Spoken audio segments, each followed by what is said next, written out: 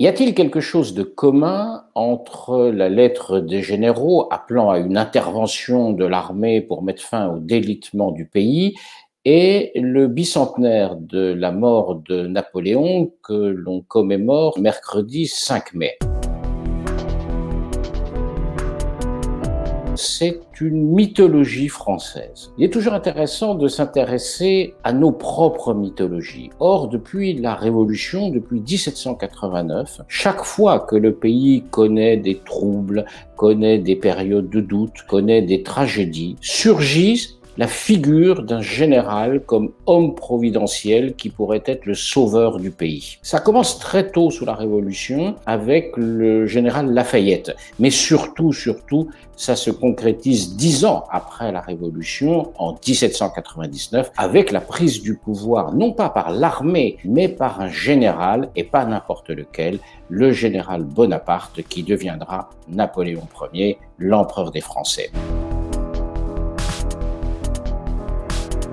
On aura en 1848 le général Cavaignac, on aura ensuite le maréchal de Mac-Mahon qui sera quand même le premier président de la Troisième République, et puis il y aura sous cette Troisième République le général Boulanger, le général Georges Boulanger, qui ne prendra pas le pouvoir mais qui va susciter un énorme phénomène politique dont certains historiens y ont vu une première forme d'un fascisme à la française. Et puis évidemment, il y a Pétain en 1940, le sauveur du pays, puis au même moment, le général de Gaulle en 1940, en 1944-45, et puis évidemment avec son retour au pouvoir en 1958. Donc il y a, dans la longue durée de l'histoire française, ce mythe qu'un général, parce que venant de l'armée, et donc ne venant pas d'un corps politique, mais venant de quelque chose que l'on considère comme au-dessus des enjeux politiques, qui n'aurait comme souci que le bien ou la sauvegarde de la nation, pourrait être la figure du sauveur. C'est évidemment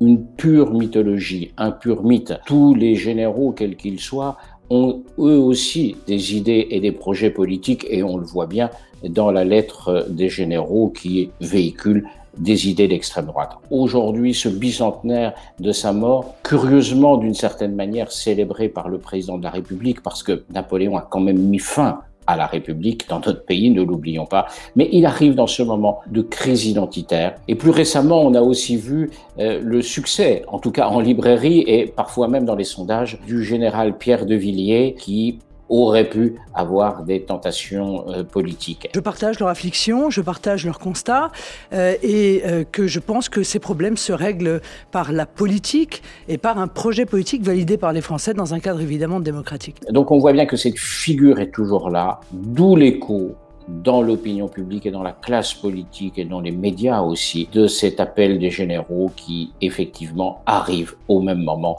que le bicentenaire de la mort d'un général qui, lui, avait non seulement réussi à prendre le pouvoir, mais à transformer profondément la France et l'Europe.